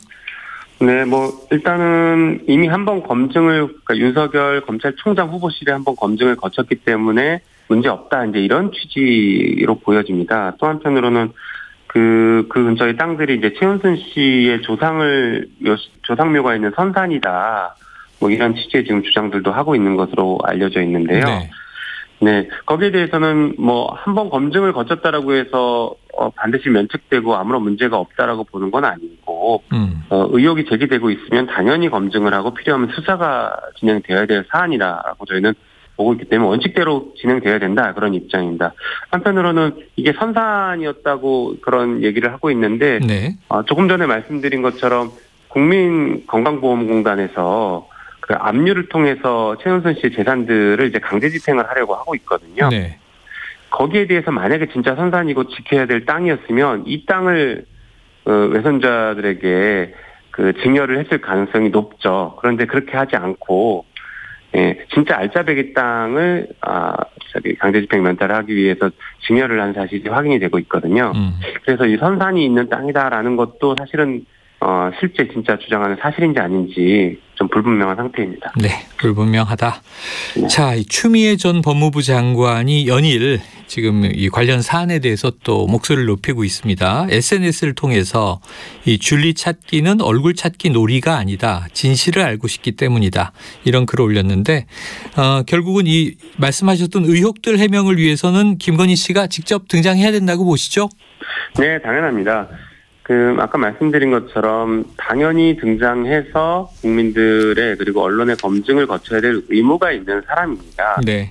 네, 국민들은 지금 김건희 씨에 대해서 전혀 모르다가 갑자기 영부인으로 등장해서 나라를 정말 사적으로 권력을 사적으로 남용하는 그런 사람으로 활동을 할 수도 있는데 거기에 대한 전혀 검증 절차를 사전에 못 거친다라는 것은 민주주의 사회에서는 있을 수 없는 일이다 생각합니다. 또 한편으로는 지금 김건희 씨가 최근에 언론에 등장한 게 한 2번 정도입니까? 네네. 직접 인터뷰를 해서 등장한 게 2번 정도인데 첫 번째는 줄리 의혹에 대해서 자기는 시간도 없고 바빠서 줄리할 시간이 없었다. 공부하느라 바빴다. 이렇게 설명을 했던 적이 한 번 있었고. 네. 이제 어제자 오늘 새벽자 보도에서는 허위 경력에 대해서 굉장히 또 국민의 눈높이에 맞지 않는 너무 뻔뻔한 답변을 했습니다. 그래서 이런 것들을 보면 김건희 씨가 전면에 등장할 때마다 굉장히 큰 사회적인 논란과 국민의힘 입장에서는 수습하기 어려운 일들이 발생할 수 있지 않을까라는 생각이 들어요. 네. 그래서 김건희 씨를 더 꽁꽁 싸매고 못 나오게 하고 있는 것은 아닐까라는 그런 의심도 듭니다. 네, 이게 윤우진 구속 등 오늘 여쭤볼 게 많은데 시간이 다 됐습니다. 끝으로 이 추 전 장관이 연일 김건희 씨 관련 의혹에 집중하다 보니 이 민주당 내에서 또 반론이나 좀 다른 목소리들도 있네요. 이 이상민 의원 등 선거에 도움이 되지 않는다 이런 목소리도 있는데 어떻게 보십니까? 네, 그 모든 것을 선거의 도움 여부에 따라서 판단한다기보다는 그냥 상식에서 국민의 눈높이에 따라서 판단하는 게 맞다고 생각합니다. 네. 말씀드린 것처럼 제대로 된 국민의 투표권을 행사하기 위해서는 윤석 후보와 후보권인과 후보 가족에 대한 의혹들에 대해서는 철저한 검증을 거쳐야 되는 것이고 그 검증의 일환이다라고 생각됩니다. 네, 알겠습니다. 의원님 오늘 말씀 여기까지 드릴게요. 고맙습니다. 네, 감사합니다. 예, 지금까지 윤석열 후보 일가 비리검증특위위원장을 맡고 있는 더불어민주당 김용민 의원과 인터뷰를 했습니다. 자, 이번 이슈에 대한 국민의힘 윤석열 후보 선대위 측에 반론이 나오면 또 저희가 조만간 들어보는 기회를 갖도록 하겠습니다.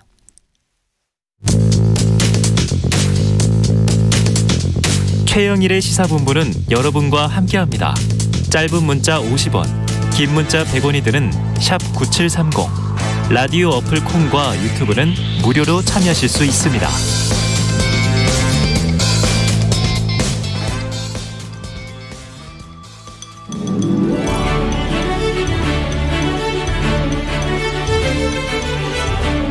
네, 매주 화요일에는요 여야 정당 출입 기자들과 정치권 취재 이야기, 그중에서도 아주 재미가 쏠쏠한 취재 뒷이야기를 듣는 최리포터 아니고요, 최평과 불사조 기자단. 예, 야, 지금 이 시사본부 시작한 이래 유튜브 최다 접속자 수예요. 그만큼 이 불사조 기자단을 기다리고 있는 청취자분들이 많다, 이런 뜻인데, 자, 여의도 봉창 커플, 야당 출입하는 경향신문의 박순봉 기자, 여당 출입하는 세계일보의 최영찬 기자, 두 분 나와 계십니다. 어서 오세요. 안녕하세요. 안녕하세요. 네, 자, 지금 오늘 오전 뉴스를 시작해 볼게요. 지금 이제 계속 오늘 연일 나오고 있습니다만 김건희 씨의 허위 이력 논란, 조금 전에는 더불어민주당 김용민 의원과 인터뷰를 했고요. 자, 국민의힘 이준석 대표는 또 오늘 아침에 타사 MBC 김종배 시선집중에서 해당 언론 보도에 대해서 언급한 게 있어서 목소리로 직접 듣고 이야기 나누겠습니다. 그에 대해서 일부는 부인하고 또 일부는 또 인정하는 듯한 발언을 했기 때문에 뭐 그거대로 받아들여야 되지 않을까 생각하고 네. 대부분의 거론된 사안들이 후보자와 배우자가 결혼하기 전에 이제 한참 전에 있었던 일로 보입니다. 그렇기 때문에 그걸 감안해서 바라보면 될 것 같습니다. 기본적으로 예를 들어 후보가 공직자로서 예를 들어 부인의 그런 어떤 처신에 대해 가지고 결혼 이후에도 제지하지 못했다거나 이랬을 땐 다소 비난의 가능성이 있겠지만은 그 전의 일에 대해서 후보에게 책임을 묻는 것은 과하다 이런 생각이 들고요. 네, 김건희 씨가 직접 뭐 허위 경력, 이력 또는 뭐 수상 이런 것들에 대해서 입장을 밝힌 내용인데 그 진위 공방은 지금 벌어지지 않고 있어요. 이준석 대표는 그 내용은 본인이 일부 부인하고 일부 인정했기 때문에 그대로 받아들이면 된다. 그런데 이게 결혼 한참 전의 일이다. 그러니까 그렇게 중하게 보기 어렵다라는 취지로 들립니다. 권성동 의원은 또 오늘 아침 라디오에서 경위를 전혀 모른다. 사실 확인 후 선대위 입장을 낼 것이다 이렇게 얘기했는데 혹시 그럼 이 여야 양쪽 선대위에서 뭐 관련된 입장 나온 게 있는지 국민의힘은 어때요? 일단 윤석열 후보 선대위에서는 입장문 내놨어요. 냈어요. 네, 최지연 수석 부대변인 이제 변호사거든요. 네네. 입장문 내놨는데 지금 YTN 보도로 어쨌든 보도와 인터뷰로 이 내용이 알려지게 된 거잖아요. 크게 보면 두 가지인데 경력 사항하고 그리고 수상 경력 두 가지에서 문제점이 있다 이렇게 YTN이 지적을 한 거잖아요. 일단 선대위의 입장문을 보면은 일단 경력 사항에 대해서는 재직 기간은 좀 착오를 한 걸로 보인다. 그러니까 왜냐면은 2002년부터 3년간 그 한국게임산업협회 기획팀 기획이사로 재직했다라고 적었는데 실제로는 이 산업협회가 2004년에 세워졌다라는 거잖아요. 2년의 착오가 있어요. 그러니까 이미 세워지기도 전에 그렇게 이제 재직했다라고 적은 건데 이제 재직 기간은 착오한 걸로 보이지만 실제로 근무는 했다 이런 취지로 반박을 했고요. 그리고 또 이제 수상 경력에 대해서도 이게 가짜 수상 기록이라고 단정할 수 없다 이렇게 반박을 했는데 그러니까 개인 수상하고 회사에서의 수상을 좀 구별하지 않고 적은 것이다 이렇게 얘기를 했어요. 왜냐하면 이제 김건희 씨가 부사장으로 근무를 했으니까 그런 출품을 할 때 같이 역할을 했기 때문에 그걸 꼭 김건희 씨를 빼고 수상했다라고 볼 수가 있겠느냐 이런 식으로 반박을 한 거죠. 이런 입장은 좀 내놨고요. 그리고 윤석열 후보도 토론회에서 얘기를 좀 했습니다. 당연히 이제 관련된 질문이 나왔는데 역시 좀 아까 이 대변인이 내놓은 입장문하고 비슷한 취지로 얘기를 했어요. 이제 다만 뭐 결혼하기 전까지 있었던 일을 뒤지느냐 이런 식으로 김건희 씨가 조금 이제 불만을 표했거든요. 여기에 대해서는 후보가 그렇게 얘기한 거는 뭐 조금 부적절할 수는 있겠다. 억울해서 그렇게 이야기한 것 같은데 부적절했다. 그렇지만 이제 뭐 의혹 자체는 뭐 이렇게 받아들이기 어렵다 이렇게 좀 반박을 하기도 했습니다. 그래요. 이게 이제 기자들의 역할이 여기서부터 필요해질 것 같은데 정말 그럼 2002년은 착오라 치고 2004년 뭐 그 전후 어느 시점이라도 실제로 게임산업협회에서 일했는지 이게 이제 팩트체크가 돼야 되고 그다음에 아까 이제 일부에서 얘기는 어떤 거냐면 그 수상 관련해서는 그 회사에 들어갔을 때는 이미 출품작이 거의 끝났을 때다. 그러니까 별로 기여도가 없을 것이다. 근데 이제 부사장 재직했으니까 회사가 탄 수상을 본인의 수상으로 이제 이력서에 적었을 수 있다는데 정말 기여했느냐 아니냐 이게 또 이제 대중이 궁금해할 수 있는 거거든요. 맞습니다. 혹시 최 기자님 뭐 관련해서 민주당 입장은 어때요? 민주당의 공식 입장은 일단 국민 앞에 과거의 일에 대해서 솔직하게 좀 해명하고 사과할 건 사과하라 이 정도 톤인데 어찌됐든 지금 일부라고 하더라도 그동안에 이제 불거졌던 그 수상 경력 이력 등에 대한 의혹이 어느 정도는 사실로 좀 본인도 인정한 부분이 있는 거잖아요. 그 부분을 굉장히 좀 평가를 하고 있고 전화를 여러 통 돌려봤는데 오늘 당 분위기가 굉장히 좋습니다. 굉장히 다들 좋아요. 그 전화 통화 수화기 너머로 들려오는 목소리가 굉장히 좋고 주로 의원들의 목소리가 그렇죠. 우리가 굳이 여기서 뭘 더 안 해도 될 것 같다. 우리가 나서지 않아도 될 것 같다. 김건희 씨 본인이 너무 많이 뭘 해줘서 더 여기서 우리가 뭐 이렇게 하는 것보다는 일단 지금 흐름대로 그냥 가도 될 것 같고 이거 인터뷰 외에도 지금 다른 언론들하고도 계속 뭐 여기저기 보도가 또 나오고 있잖아요. 그런 것들까지 했을 때 이제 점점 등판의 시기가 다가오는 것 같다. 뭐 이렇게도 얘기하고 있습니다. 나오는 거 아니냐? 등판하는 거 아니냐? 자, 이 권성동 의원 인터뷰를 들어보면요. 이게 좀 김건희 씨가 선대위와 조율을 거치지 않고 YTN과 인터뷰한 것 아닌가 이렇게 느껴지는 대목이에요. 이 관련 상황이 좀 알려진 게 있습니까? 네, 저도 이게 좀 궁금해가지고 오전에 쭉 기자들 입장에서 다 궁금하겠죠. 네, 취재를 쭉 해봤는데 일단 제가 한 4-5명 통화를 해봤는데 주요 포인트에 있는 사람들한테요. 이제 뭐 사전에 알았다고 하는 사람은 없더라고요. 다 몰랐다. 그리고 권성동 사무총장이 인터뷰에서 또 몰랐다라고 했잖아요. 네. 아마 몰랐을 가능성이 굉장히 높습니다. 사실일 가능성이 높다. 네, 전체적으로 좀 총괄하는 역할도 하고 또 핵심 측근이기 때문에 권성동 의원이 몰랐다라면은 몰랐을 가능성이 매우 높고요. 그런데 이제 다만 이 해명, 그러니까 아까 이제 최지연 수석 부대변인 입장문이 네네. 금방 나왔다라고 했거든요. 예. 그러니까 한 8시 32분. 오늘 아침에? 네. 그리고 8시 34분 두 차례에 걸쳐서 나와요. 지금 공지방이 두 개가 있거든요. 국민의힘 공지방이 하나가 있고 윤석열 후보 선대위 공지방이 또 하나가 있어요. 기자들이 참여하고 있는. 네. 이제 8시 32분에 하나, 34분에 하나가 나왔거든요. 그리고 해당 기사가 출고된 시간을 제가 보니까 오전 4시 54분입니다. 그때 출고가 됐어요. YTN에서. 네. 그러면 이제 이거는 사전에 협의를 해서 인터뷰를 했기 때문에 금방 공지문이 나온 게 아니냐 이런 얘기도 있었는데 그것도 보니까 대변인단들이 회의를 굉장히 빨리 해요. 대변인단의 매일 아침 회의 시간이 오전 7시 30분입니다. 그러니까 이제 시간대상으로 보자면은 충분히 그 보도를 보고 나서 회의를 하고 4시 때 보도를 출근해서 보고 입장문을 내기에는 충분한 시간이기 때문에 제가 봤을 때는 선대위에서 사전에 몰랐고 결과적으로 나온 보도를 보고 이후에 대응해서 입장문을 낸 걸로 보이고요. 그리고 입장문 내용도 온도차가 좀 있어요. 김건희 씨가 얘기한 거랑. 김건희 씨는 보면은 뭐 조금 일부 인정하는 듯한 그런 얘기들을 하잖아요. 돋보이려는 마음에 뭐 이런 얘기가 나왔습니다. 그것도 뭐 죄라면 죄다 이런 식으로 약간 욕심도 죄다. 그런 표현을 썼는데 선대위는 그게 아니거든요. 지금 좀 과도한 의혹 보도라고 그렇게 주장을 하고 있기 때문에 이게 서로 좀 입장차가 있어서 좀 차이가 있고요. 그리고 이제 보통 저희들이 취재를 할 때 이런 의혹 보도하고 일반적인 인터뷰는 좀 다르죠. 인터뷰는 정식으로 요청을 해가지고 사전에 뭐 대략적인 주제도 좀 공유를 하고 시간도 협의를 하고 이렇게 하지만 의혹 보도를 할 때는 어떻게 하냐면 의혹 내용을 전반적으로 다 취재를 합니다. 그런 다음에 당사자한테 입장을 해명을 듣는 그런 과정을 거치는 거거든요. 그럼 이제 이 얘기도 마찬가지 구조를 거쳤을 거예요. 그러면 김건희 씨가 만약에 여기에 대해서 즉각 응답을 안 했으면 그냥 뭐 연락이 닿지 않았다 이런 보도가 나왔을 가능성이 높고 아니면 또 뭐 서면으로 답변했을 수도 있겠죠. 부정했다든가 인정했다든가. 그런데 이제 결과적으로는 인터뷰가 나왔기 때문에 즉각적으로 해명에 김건희 씨가 응한 걸로 그렇게 해석이 되고요. 그리고 김건희 씨가 과거에 이제 뉴스버스라는 매체에 인터뷰를 할 때도 비슷한 양상이었거든요. 그때 주변에 물어봤더니 이런 표현을 하더라고요. 윤 후보 측근들이 얘기를 한 건데 김건희 씨가 좀 대장부 스타일이어가지고 어떤 자신과 관련된 일이라면 특히 이제 사업과 관련된 일이라면 후보하고 별로 상의를 하지 않고 자신 혼자서 결정을 많이 내리고 그리고 그렇기 때문에 이번에 인터뷰 같은 것들도 자신의 개인에 좀 관련된 일이라고 생각을 했을 때는 아마 주도적으로 그냥 인터뷰에 응했을 가능성도 있다 이렇게 얘기를 했습니다. 이야, 그런데 지금 아까 최영찬 기자 얘기를 보면 이 보도가 지금 오늘 하루 종일 핫 이슈가 되고 나서 민주당 의원들의 목소리는 매우 기분 좋아 보인다. 그럼 아까 포인트 네 군데 전화했는데 지금 국민의힘은 좀 급박한 느낌이 있습니까?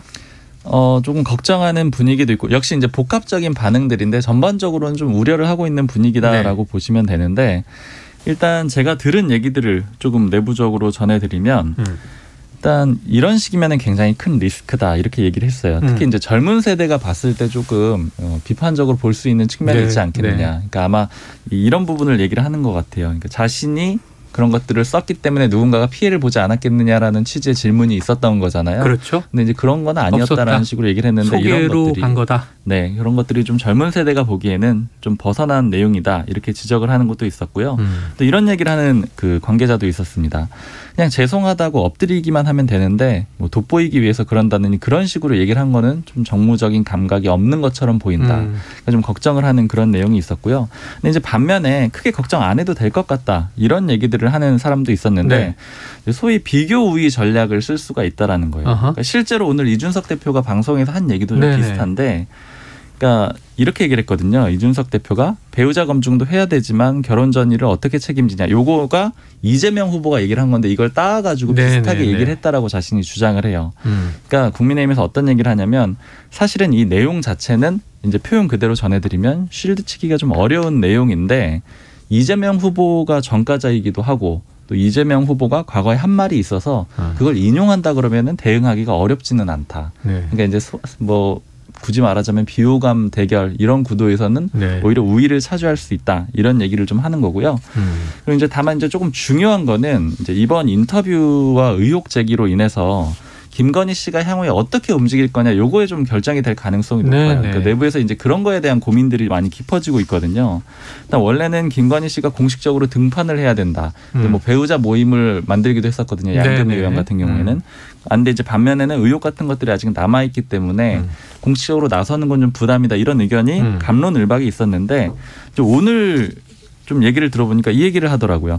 강란이 모델로 가야 될 것 같다. 그러니까 예전에 박원순 전 서울시장 부인이 강란이 씨거든요. 그러니까 소위 조용한 내조를 하는 스타일을 얘기를 하거든요. 그러니까 전면에는 공식석상의 모습을 안 보였죠. 그렇죠. 거의 나서지 않는 그런 모양이었죠. 그러니까 그래서 이제 김건희 씨가 공식 등판하기보다는 후면 지원하는 게 나을 것 같다. 그리고 또 이제 다른 또 관계자도 비슷한 취지로 취임식에서야 모습을 드러내는 게 맞을 것 같다. 이런 얘기도 하고 있는데 이제 다만 지금 오늘 조금 전에 또 오마이뉴스랑 김건희 씨가 아마 해명을 하는 과정에서 또 인터뷰를 했더라고요. 그래요? 이제 이거는 다 자체적으로 인터뷰를 한 걸로 이제 스스로 판단해서 한 걸로 그렇게 보이는데 아마 이런 거에 대한 이제 선대위 차원에서 의견 제시가 있어서 조율도 좀 되지 않을까 이렇게 보입니다. 자, 경향하고 세계는 왜 인터뷰 안 합니까? 저희도 한번 트라이 해보겠습니다. 트라이 해봅니다. 네. 세계를 좀 기대해 보죠. 다음 주에. 자, 이게 지금 뭐 윤석열 후보 책임론에 대해서 양당 입장도 다르고 아까 이준석 대표처럼 결혼 뭐 전 이야기 아니냐. 자, 여당에서 이 정치적 파장이 좀 이제 이 반짝 이슈로 보고 있어요. 오래 갈 것으로 보고 있어요. 일단 조금 가지 않겠냐는 게 좀 대체적인 시각이에요. 왜냐하면은 어쨌든 그동안 너무 베일에 쌓였고 신비주의였는데 뭐라도 좀 드러난 거잖아요. 그리고 단건이 아니라 지금 계속해서 뭐 언론이 좀 따로 붙기도 하고 뭐 또 다른 언론과 인터뷰도 나오고 하기 때문에 좀 이런 거로 불을 계속 지펴 나가려고 하는 것 같고 안 그래도 여당 쪽에서는 그 김 씨 일가 그 윤 후보의 처가댁 관련 이슈를 계속 파고 있었는데 그것과 지금 파는 것과 또 별건인 거에서 어쨌든 본인의 입장이 나온 이슈가, 건데 국민들 보기에 좀 납득이 안 가는 부분도 있을 수 있어서 이 이슈를 계속 며칠 이번 주 정도는 키워가려고 하는 것 같고요. 어쨌든 이거를 또 잘 어떻게 대응하느냐가 또 관건인 것 같습니다. 선대위가 잘 돌아간 곳이라면은 금방 잘 대응해서 이 위기를 넘길 거고 그렇지 않다면은 여기서 또 이제 헤매는 모습이 보일 텐데 자중질환이 여기서 이제 그 윤석열 후보 측의 이런 역량이 나오는 것 같습니다. 그러니까 이제 여야가 뭐 여러 가지 정책 메시지도 내고 있고 하지만 또 상대에 대한 뭐 검증을 빌미로 한 네거티브도 벌어지고 있지만 사실 제일 무서운 건 선거 때마다 자책골 아니겠습니까? 자, 얼만큼 잘 수습하고 관리하느냐 선대위의 역량이다. 최 기자 말씀이 맞는 것 같습니다. 자, 또 하나 이슈가 있어요. 이게 처음에 터졌을 때는 뭐 보도가 많지 않아서 이런 일이 있었는지도 모르고 넘어갔는데 오히려 당사자인 권성동 의원 사무총장이 강하게 법적 조치를 예고한 이제 반박 부인 해명을 하면서 일이 좀 더 많이 알려지게 된 것 같습니다. 이 이른바 권성동 술자리 발언 논란. 요거 일부에서 이제 내용 간단하게 짚었는데 지금 이 문제에 대해서 뭐 민주당의 입장은 좀 강하게 나오고 있습니까? 민주당이 직접적으로 이거를 뭘 더 하지 않아요. 왜냐면은 이제 이건 특정 유튜버들이 일단 한 거라서 주장을 한 거죠. 근데 본인 그 해명이 바로 나왔잖아요. 그렇기 때문에 민주당이 공식적으로 하지 않는데 이제 민주당 쪽에서도 그쪽 스피커 역할을 하는 공식적인 뭐 의원이나 보좌진이나 당 관계자가 아닌 분들이 있잖아요. 공식적이지 않더라도 그런 사람들을 좀 약간 활용해서 외곽의 스피커들, 그렇죠. 외곽 스피커를 좀 활용을 하는 것 같고 공식적으로는 더 이상 뭐 얘기 나오는 건 없습니다. 없다. 그럼 야당 쪽은 이거는 뭐 해프닝으로 넘어갑니까? 뭐 해프닝이라기보다 일종의 뭐 네거티브 공세다 이렇게 좀 권성동 의원 쪽에서는 생각을 하고 있고요. 그러니까 사실 저도 어제 오전에 좀 비슷한 얘기를 들어서 확인을 해보려고 했어요. 왜냐하면 저희 회사 기자도 갔었거든요. 강릉에 보냈기 때문에. 또 이제 비슷한 얘기가 있었느냐. 식당 이름까지 다 나와서. 비슷한 얘기가 있었느냐라고 했더니 그런 일이 전혀 없었다라고는 했는데 그런데 이제 술자리가 워낙 이제 그 방역 지침 때문에 쪼개서 벌어졌거든요. 그러다 보니까 여러 장소에서 소수가. 했고, 그러다 보니까 기자들이 모든 상황을 알 수는 없었겠죠. 근데 그래도 전반적으로 또 이 국회 출입 기자들은 안면이 있으니까 여기저기 물어봤는데 비슷한 얘기를 들은 적이 없다라고 하는 거예요. 그래서 이제 오전에는 좀 덮고 넘어갔는데 일부 언론사들이 그래도 이제 그 얘기를 듣고 강릉 쪽에 사람을 보내거나 아니면 이제 지역본부 기자를 활용해가지고 취재를 했다라고 하더라고요. 그래서 이제 오후에는 저도 다시 한번 저희도 확인을 해봤는데 일단 그래서 좀 제일 명확하게 알 수 있는 거는 결국에는 경찰 쪽이잖아요. 경찰이잖아요. 경찰 출동이 있었다라는 네네. 의혹이 있었기 때문에 또 이제 강릉서 상황실장하고 이제 저희 후배가 통화를 했는데 출동 사실은 있다 그 식당에. 네. 근데 이제 여기까지만 확인을 해주겠다 이렇게 얘기를 하더라고요. 그래서 이제 권성동 의원 관련 건이냐라고 하고 뭐 여러 가지 질문했으나 거기에 대해서는 답을 안 했고요. 답하지 않았다. 그런데 이제 결과적으로는 기사를 안 쓰게 됐던 거는 이게 공방 과정까지도 가지 못한 단계예요. 그러니까 통상적으로 이런 것들이 어떤 성희롱이라든가 아니면 뭐 성폭행 관련된 네네. 어떤 주장이 난무할 때는 공방으로도 가끔 쓰기도 하거든요. 네. 이제 주장하는 분의 어떤 말이 A의 근거가 주장, 있다라고 B의 주장. 네, 생각이 들면요. 근데 지금 피해자가 나타나지 않고 있어요. 이거는. 피해자가 나타나지 않았다. 권성동 의원이 성희롱을 했다라고 했는데 그 성희롱 대상이 이제 누군가의 부인이라고 했었잖아요. 네네, 그렇죠. 근데 그분이 이제 피해를 입었다라고 주장을 하거나 그런 인터뷰가 나오면은 이제 기사를 써야 되겠다 이렇게 좀 준비를 하고 있는 상황이었는데 그런 사람이 나타나지 않고 있고 그리고 권성동 의원의 입장문을 봐도 또 그 사람들하고 통화를 했다라고 지금 주장을 하고 있거든요. 그래서 지인의 네. 지인이다 이렇게 돼 있더군요. 문제가 없다라는 식으로 얘기를 하고 있기 때문에 이거는 뭐 지금 좀 문제 제기를 하는 것은 좀 과한 상태로 볼 수가 있고 피해자가 나선다면 또 모르겠어요. 그래요. 피해자가 없다. 자, 일단 뭐 키는 경찰에 있는 것 같습니다. 출동한 바는 있다. 더 이상 얘기할 수 없다. 이 신고 접수의 내용이 있을 테니까 그것도 앞으로 뭐 취재가 어떻게 나오는지 지켜보도록 하고 다음 이슈로 가보겠습니다. 자, 전복민 윤상현 의원의 지역구 당협 조직위원장 임명이 보류가 됐습니다. 자, 권성동 의원이 오늘 아침 인터뷰에서 전복민 의원의 복권에 대해서 답한 바가 있는데 그 육성을 듣고 와서 이야기 이어가죠. 철회가 된 게 보다 이제 유보가 된 거죠. 왜냐하면은 현직 국회의원이 복당을 할 경우에 자진 탈당을 하면 복당하는 건 시도당의 권한이거든요. 그래서 본인의 그런 형사사건 문제가 다 해소되었다 그래서 그 관련 자료를 제출하고 그리고 이제 부산시당에서 복당이 됐는데 복당이 되면은 현역 국회의원이 복당이 됐을 경우에는 당협위원장 자리를 주는 것이 지금까지 관행입니다. 저도 마찬가지 무소속 당선돼서 들어오자마자 저도 당협위원장을 받았고 다 그런 식으로 해왔거든요. 그 관행에 따라서 최고위원회 이제 승인 절차가 필요하니까 올린 거죠. 그런데 최고위원회에서 여러 가지 논란이 있으니까 좀 더 보류를 하고 지켜보자는 차원에서 이제 보류가 된 겁니다. 네, 최근에 이 박덕흠 최승재 의원 임명 철회 논란도 있었습니다.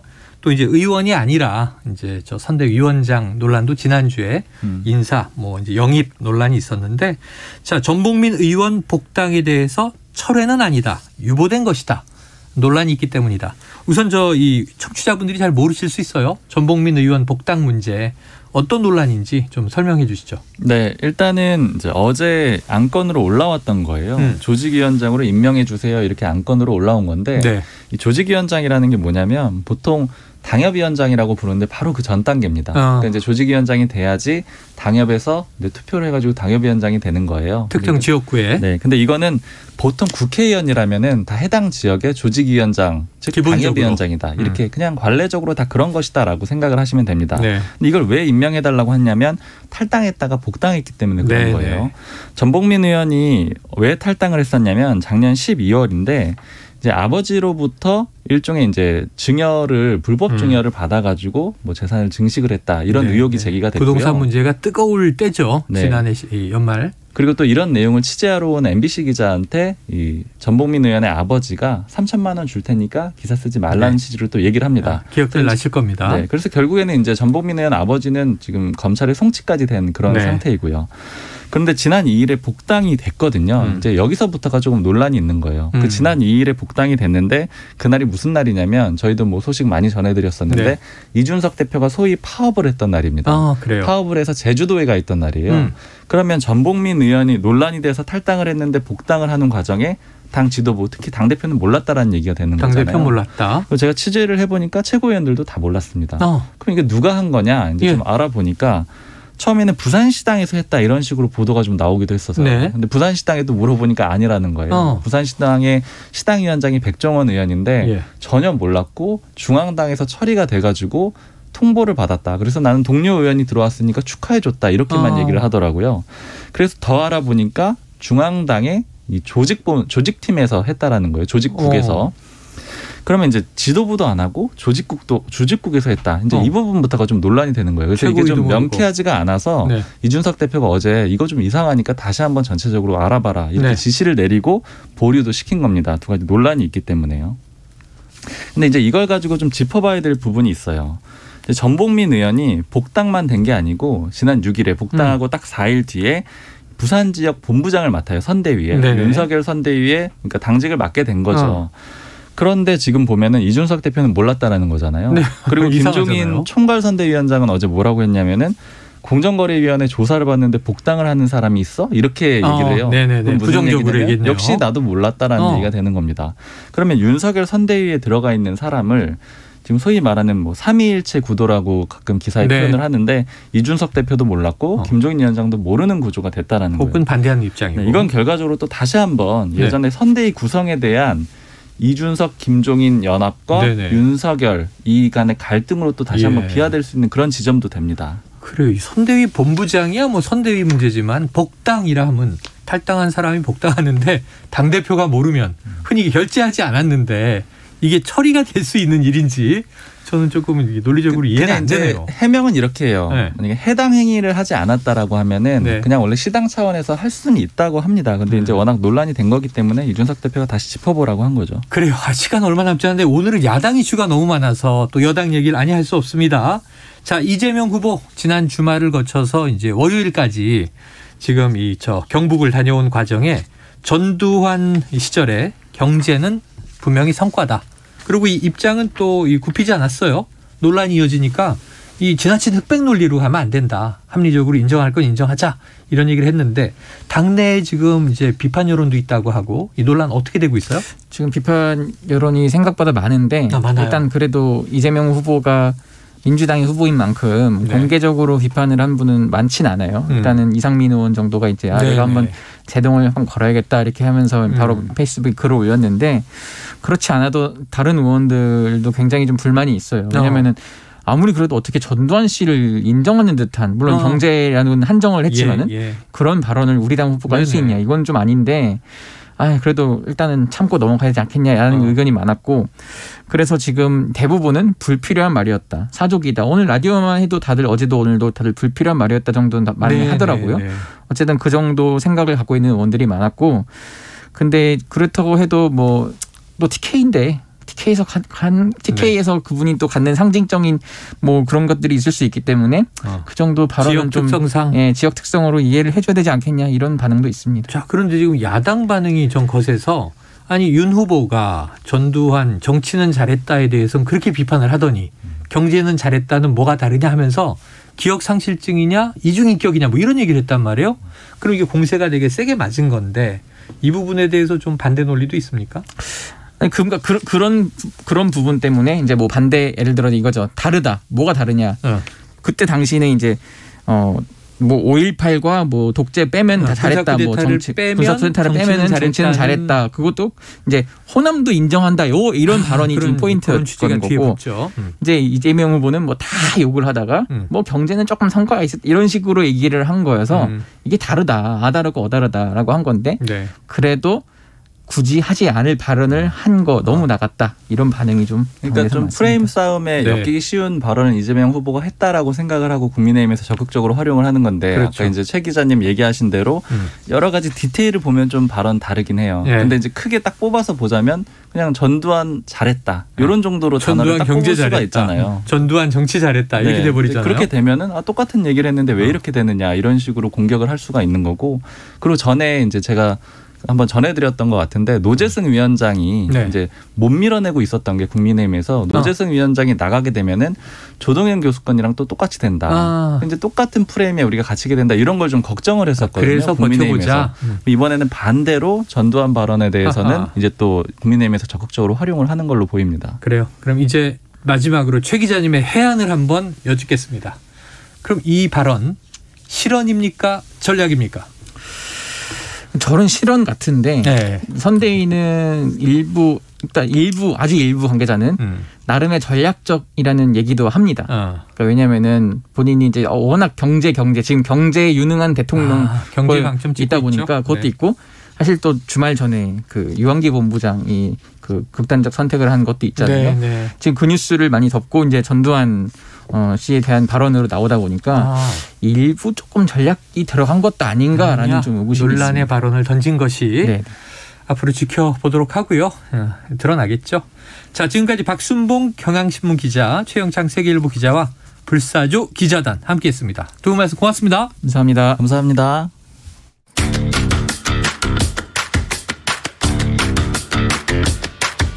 지금 여러분께서는 KBS 1라디오 최영일의 시사본부와 함께하고 계십니다.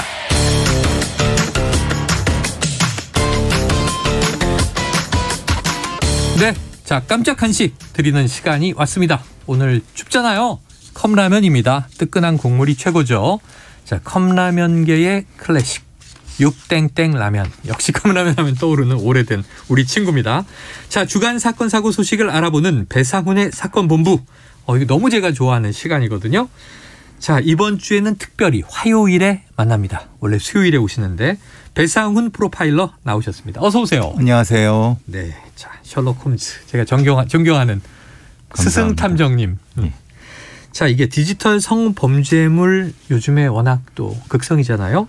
그 유통을 방지하기 위해서 N번방 방지법이 도입이 돼서 지난 10일부터 시행에 들어갔어요. 그런데 이제 시행되자마자 지금 논란이 뜨거운 것이 지금 이 핵심 내용은 뭐고 어떤 취지로 도입된 법인데 왜 논란이 되는가. 이제 오늘 그걸 좀 따져보려고 합니다. 먼저 N번방 방지법에 대해서 좀 설명해 주세요. N번방 방지법이 있는 건 아니고요. 전기통신사업법과 전기통신망법의 일부 조항, 22조 3항 같은 데에서 우리가 말하는 네이버나 아니면은 이런 굉장히 큰 커뮤니티 같은 게 있습니다. 예. 그런 데에서 특정한 형태의 성착취물을 일정 정도 필터링을 해라라고 하는 기술적으로 그것을 하라라고 하는 일종의 강제 조항을 삽입한 것이 그것의 핵심 내용입니다. 네. 예, 그리고 그 취지는 우리가 보통 성착취물들이 이 공개된 커뮤니티라든가 이런 데에서 사고 팔 수 있게 됐으니까 그게 결국은 디지털 성범죄, 박사방 조주빈이 그걸 이용해서 심각한 성범죄, 사이버 성범죄를 저질렀기 때문에 그걸 방지하기 위해서 제정된 법이라고 할 수 있습니다. 그래요. 그럼 이제 플랫폼에서 걸러내라 이런 거 못 올리게 하고 올리면은 삭제하고 거래는 더더욱 안 되게 해라 이런 취지로 이해가 되는데 이게 이제 말씀하신 대로 포털도 있고 게시판들이 있으니까 그럼 지금 이 N번방 같은 경우에 텔레그램을 이용했잖아요. 또 옮겨갔지만 메신저도 해당되고 그런 거예요? 여기서 좀 논란이 되는 건 그겁니다. 1대1 개인 간의 메신저는 적용이 안 됩니다. 그러니까 다수의 무차별한 대중들이 쓸 수 있는 오픈 채팅방이라든가 오픈 채팅방이나 단톡방은 해당이 되는데 커뮤니티 같은 데 있지 않습니까? 게시판 같은 데 누구나 들어갈 수 있는데 그런 데 같은 데에 적용이 되는 것이지 1대1로 대화를 하는 거기는 적용이 안 되는 겁니다. 그게 지금 오해를 낳고 있는 거죠. 말하자면은 오픈 채팅방이라고 하는 이런 공간은 누구라도 그 성착취물을 올리고 그걸 가지고 퍼질 수 있는 아주 심각한 문제가 발생할 수가 있죠. 그렇기 때문에 그걸 방지하기 위해서 그 사업자, 예를 들면 네이버라든가 카카오 같은 데서 그것을 이미 신고된 그러니까 성착취물이라고 하면 디지털 지문이 있습니다. 그러니까 어떤 성착취물이 만들어지게 되면 거기에 디지털 지문이라고 하는 일종의 코드가 생성되는데요. 그 코드가 정부의 데이터베이스에 있고요. 그 데이터베이스에 있는 그거를 자신들한테 올라온 것과 비교해서 이것이 맞냐 틀리냐를 확인하고 맞다고 하면은 이건 삭제. 그렇죠. 맞지 않으면 그냥 통과. 정부가 인정한 불법 물이다 이렇게 이제 되는 거죠. 신고되고 일정 정도 확인이 된 성착취물을 얘기를 하는 겁니다.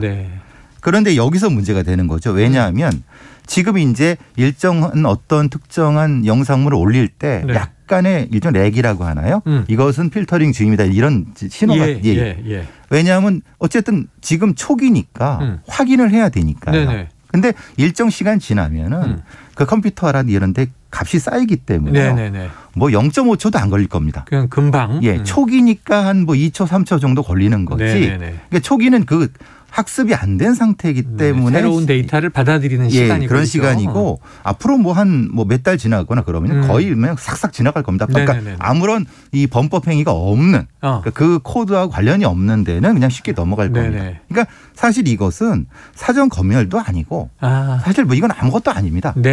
그 법의 취지도 분명히 그랬던 건데 근데 왜 이게 사전 검열이라는 주장을 하고 있는지 이건 저로서는 저는 좀 도대체 이해를 못하겠습니다. N번방 방지법에 의해서 지금 이루어지고 있는 이른바 불법 촬영물 영상에 대한 필터링 과정을 사전 검열이라고 주장하는 논란이 있는데 이건 배 교수님은 납득하기 어렵다. 이건 전혀 필터링 아니다. 맥락도 아니고요.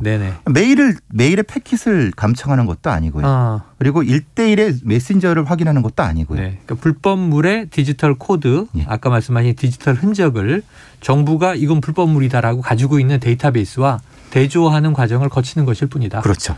나머지 문제는 사람이 들여다보는 것도 아니고. 그렇죠. 이게 코드입니다. 코드. 내용이 뭔지를 모릅니다. 내용 자체는 모르고. 사람이 들여다본다 하더라도 코드기 때문에 이 내용이 뭔지를 모릅니다. 그렇기 때문에 그걸 어떻게 확인할 수 있겠습니까? 그러니까 코드는 확인할 수 있어서 내용을 확인할 수 없죠. 그래요. 자, 내용 자체는 모른다. 그것 때문에 이건 사전 검열이라고 보기는 어렵다. 이런 얘기를 했어요.